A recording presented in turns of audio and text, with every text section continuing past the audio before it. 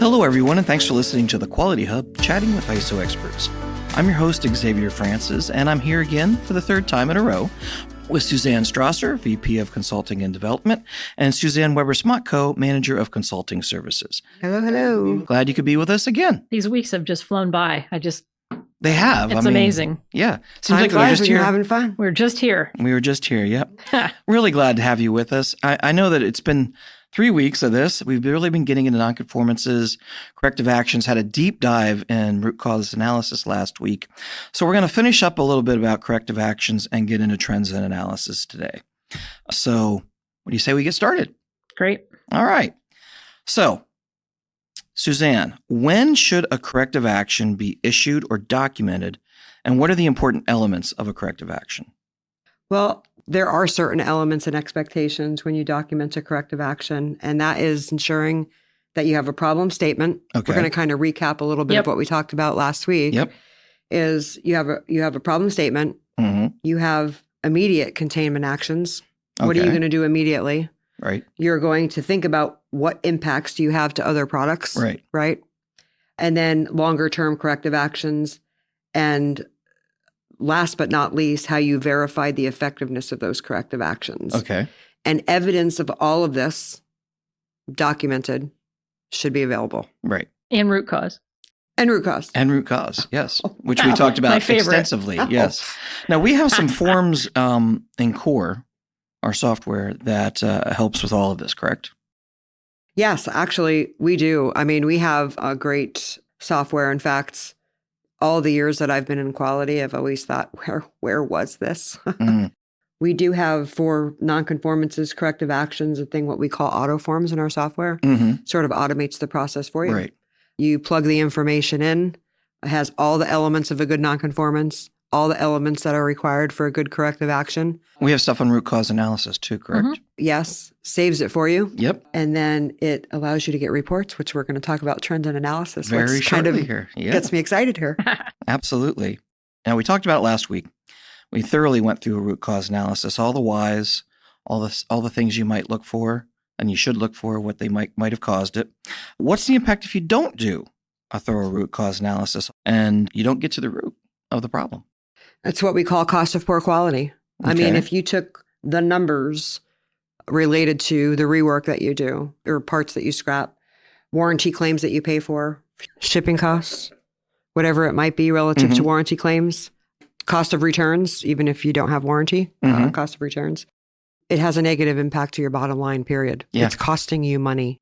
So it's money. And that's a big answer there. Yeah, and I think the fact that you haven't solved the problem itself is also a big deal. And I don't think I said this last week, but when you go through the verification process on a corrective action, you're not just looking to say, did we do the actions that we intended to do? It's, did those actions fix the root cause that we found? Right. Okay? And it's a little bit different spin. For sure. And it might take you a while before you can verify that corrective action is effective. Don't expect to close out a corrective action the same day you do actions. Right. Yeah. The intent of that is for you to wait a period of time to see that you don't have that problem again. Yep, that's how you validate that your corrective action that you've implemented has been effective. Right. And that you've discovered the proper place. That's correct. That's it. Well, not even necessarily discovered it. Hopefully you've discovered it, but more you've put the proper corrections in place to make the problem go away. Yes. So, Suzanne, who needs to be involved in the root cause analysis? Well, you should engage all involved in creating and identifying the problem in the first place. I mean, this will allow you to understand all of the dimensions of the problem. More importantly, include your staff to be part of the solution. Yep, that engagement. That will positively impact the sustainability of a quality culture. And that's what you want. Right. You do it once, they're more likely to give you feedback sooner and maybe catch something before it happens the next time. Yeah, that quality culture is really, really important, right? Because then people are not afraid to say, hey, this can potentially cause a huge problem. Yeah. You know? Yep. So, Suze, we sort of touched on this, but how can you ensure that a corrective action is effective? Well, gee, Xavier, it's if you don't see that problem again. Duh. Duh. It doesn't happen again. It's fixed. No, but like I said, it's complicated and sometimes there are tentacles. So you might not see that particular flavor of the problem again, but it may be a similar thing and you have to go back and maybe find a different root cause. Right. So, you're seeing you're not going to see that symptom again for that particular action, that particular issue. But knowing how to recognize them then helps you learn over time. Right. And to follow this process and hopefully fix things more quickly. But it's complicated. Right. Well, let's go with the example I used last week. Mhm. The forklift isn't always available to put things on a higher shelf. Well, if you say, well, the forklift never leaves this warehouse anymore. Well, then the warehouse over here needs it, and they only can use it for second shift, and you have a similar problem where things aren't being able to be lifted up. So my question would be, why do we have to put things on that higher shelf? Yeah. So you have to think about different iterations of Think the why. Think outside of the box. Yeah. Yes. Yeah. But exactly. You find a way around it that doesn't require you to buy another forklift. Right. Yep. There you go. I also want to say, before we start getting into our next thing here, is that a lot of people feel funny doing a thorough corrective action. They feel like they don't really do a good job, or people are afraid that they're not going to get to the root cause, or people struggle with identifying true root cause. We have training. Yeah. Yeah. I mean, we have training available. Don't feel like this is... And help. You are not alone. Yeah. And help. I mean, you are not alone. It is not easy sometimes to find the root cause of your problem. Right. Sometimes you need an external set of eyes to kind of help you do that. For sure. But don't want you to feel awkward if you've never done a corrective action, or at least a thorough corrective action before, because if you haven't been in quality, it's a hard thing to do. Yeah. Well, I think it's anything. In former life for me, I can't tell you how many times I've done consulting work where people are asking me, why is this doing it this way? And I'm coming, I'm like, just because that's right. Do you ever take that approach with anything personal in your life? Like trying to get to the root cause of stuff? Yeah. It can be dangerous. It can be. In a marriage, it sure as heck can. Oh, well, that's what I'm saying. I mean, Maybe that's why people don't want to do it, right? Yeah. Offer up the question, okay, well, what's the root cause of the problem? If you want to end an argument, just say that. Yeah. Absolutely. Why are your socks always in the middle of the floor? Yeah. No, I wouldn't go there. Yeah. How about it? Oh, gosh, I can't even laugh at that enough. All right. Well, with that, let's move on to trends and analysis of non-conformances and corrective actions. Now, Suzanne, what is trends and analysis in quality management? Well, your quality management system, if the information is captured properly, can offer many measurables, or your objectives are defined properly, can offer many measurables so that you can gain a clear perspective on the performance and trends over time. Okay. Whether they're trending upward or downward, this targeted approach kind of allows you to precisely identify both strengths and areas of improvement within your team. Any take on that, Suze? Yeah, I think the ultimate purpose of trends and analysis in quality management is really to identify, evaluate, and eliminate any issues that are having a negative effect on your process, your service, or product quality. Okay. And it's particularly useful, as a monitoring mechanism when you make changes to your process, and to see if, hey, did we really screw this up? This change that we made? Yeah. Particularly in manufacturing, because you can see that immediately, maybe as opposed to service-related industries. But well, it's really something like you've said it multiple times, Suzanne. If you're not measuring it, you're not managing it. So you need to take a hard look. You need to gather the data, and not just gather the data, but to actually look at it and analyze it and see what trends are forming. Yeah. Now, Suzanne, what are you documenting when you create a log for a nonconformance or a car to enable you to perform trends analysis? What should you document? We talked a little bit about the system that we have where you enter the information and it saves it. You can get all kinds of charts and graphs and reports out of it automatically. If you're standing up a manual system of documenting nonconformances and corrective actions, you're documenting them. And remember earlier, we said in a previous podcast that the standard doesn't want you to document them just because they want it administratively, for you to document it, and that's it. They want you to document it so that you can look at trends. So if you're setting up a manual system for nonconformances and corrective actions, you need to create logs, so that you can look at it from a holistic view and look for any trends, repeatable nonconformances, right? If you document 15 nonconformances in a quarter, and 8 of them are related to order entry problems, on the upfront of the process, well, guess what? You need to initiate a corrective action and do a thorough corrective action on that. Right. That's the type of trends and analysis, because ultimately the standard wants you to document things so that you can make data-driven decisions to drive areas of improvement. Well, we've looked at this in this series a lot from manufacturing. Yeah. But something that Sue said earlier, your customer complaints and customer feedback comes into this. So if you're dealing with a service and you realize out of 5, we're getting 1s and 0s on this thing or that thing, that's another way, hey, let's look at this and see where the problem is. Right. I mean, we've talked, our last couple episodes have been specifically non-conformances and corrective actions, although, and we're talking about trends and analysis for non-conformances and corrective actions. The other elements of the standard that are required for you to document is a formalized customer feedback loop, right? Right. Supplier corrective actions, all so that you can collect that data in a way and use it to drive areas of improvement. So, and corrective actions aren't always on product and services. Absolutely not. So we're talking about corrective actions in any of those things that you're analyzing in your business. Yes. Yeah. Okay. So Suzanne, who should understand the trends and who are you reporting them to in leadership? Well, you should definitely ensure that leads, supervisors, management members, any leadership understands trends for their functional area. Okay. For example, a production manager or supervisor, they should understand if there are non-conformances generated out of one specific process or area on the shop floor. Okay. Right? Just as an example. It can provide them the information necessary to identify those areas of improvement, which ultimately will positively impact the bottom line and morale and cost of poor quality. Yep. Right. All of those things that we've been talking about.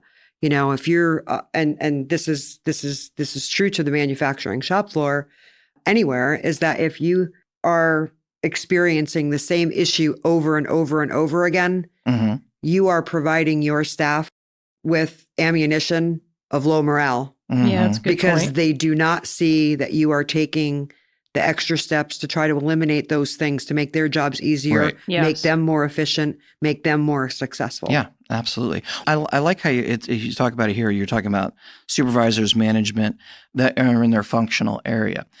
While management review, which I think we'll talk about here in a second, upper management has a lot to do with that. That's where you're really going to find, again, that engagement of let's look at people that are a part of this particular section of our business that know it. Yes. And they're the ones that can really help determine what the root cause might be, getting those corrective actions handled properly and making the proper changes that are going to fix the problems. Yep, absolutely. We talked a little bit about who should know, right? If you're a certified company, you're going to be required to conduct a management review. And in that management review, you're going to report out specifically non-conformances and corrective actions. You should be looking at trends and analysis on non-conformances and corrective actions in those meetings so that your leadership understands what your biggest issues are. They should care. Absolutely. And they will. Yeah. They will. Right? Because the bottom line, it's all about the bottom line. Yeah. Yeah. So Suzanne, how do non-conformances in cars identify areas of improvement? We sort of took a large approach in talking about the trends and analysis a little bit here, but how do those non-conformances and corrective actions really help you to identify? Sure. So non-conformances, they cost you money. They cost you money by impacting production efficiencies, profit. And although you may think this one thing happened, if you don't fix it over time, it will cost you more money. Okay. Most often, laborers on your shop floor are not thinking of the bigger picture or may not even understand the P&L. You got to educate them. You got to educate them on how this is impacting your bottom line. Right. Which is their bottom line. Yeah. Engage and challenge your workforce to make improvements. Make their jobs easier, make them more efficient. That's how you identify areas of improvement, is that continual engagement. Okay. And overall, it's going to positively impact business profit and growth. If you are doing, I think you mentioned earlier, if you're doing the same thing over and over again and expecting a different result. It's a sign of insanity. Yeah. Yes. Yeah. And you don't want that for your business. You don't want that. No. How about you, Suze? Do you have anything? Well, and we've said before that corrective action should be a feeder system. And that means, there's all these other sources of information that you should be using to uncover trends too. So, for example, have we had common audit findings? Maybe there's a document control systemic issue that you need to take care of. Have there been safety concerns? Are there trends? It's one reason why, and we just talked about this, but in management review, we ask that on the agenda, the one that we use, we ask about trends multiple times so that you try to uncover that, because they should get your attention so you can actually go fix the thing. Yeah. Well, and that's why having people in your management review from all of these aspects is so important. You might be focused on the bottom line so much that, well, safety, not that you're anti-safety, but you're not thinking about how this can affect, well, we've had 3 people with twisted ankles that have missed work. Well, that is hitting your bottom line. Yeah, absolutely. And all hits your bottom line, one way or the other. Yeah, exactly. But you might not be thinking that because it's not part of productivity.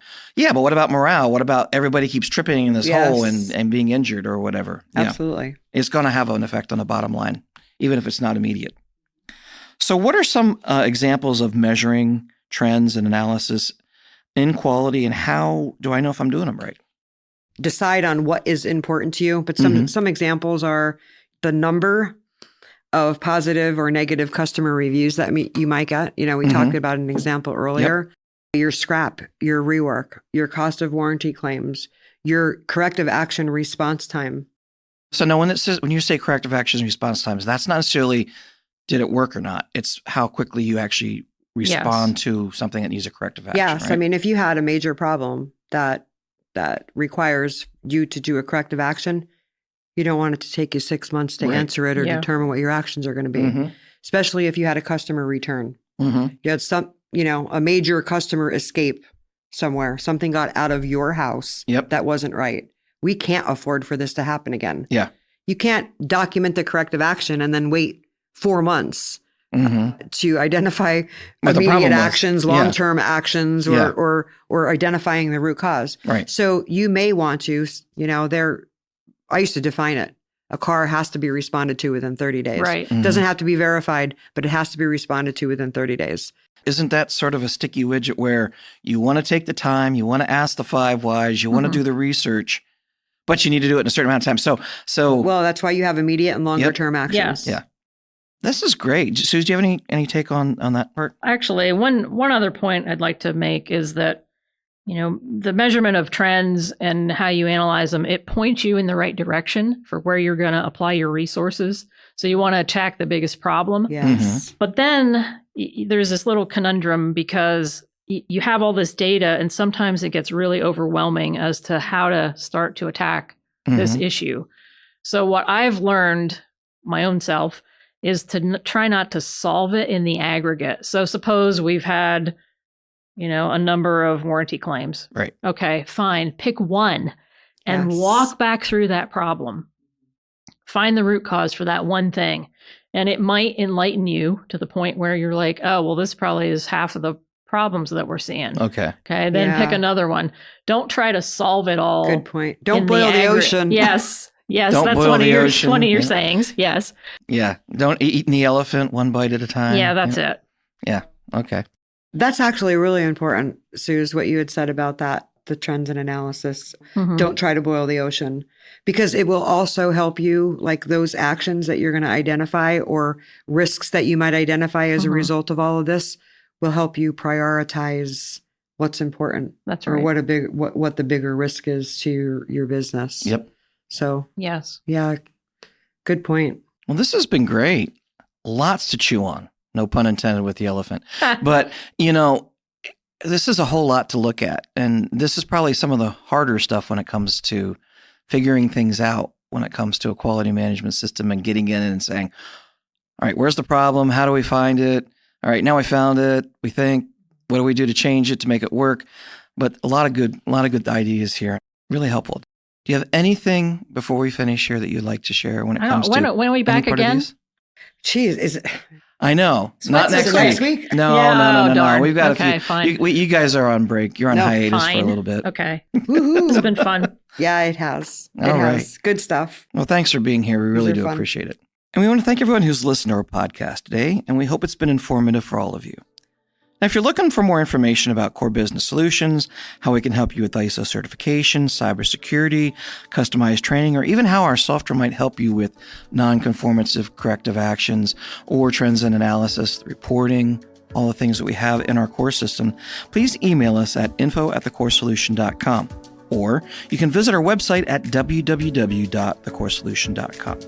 And if you haven't already followed us on your favorite podcast platform or YouTube, be sure to do so. That way you won't miss the next Quality Hub podcast when it's released next week. Have a great day.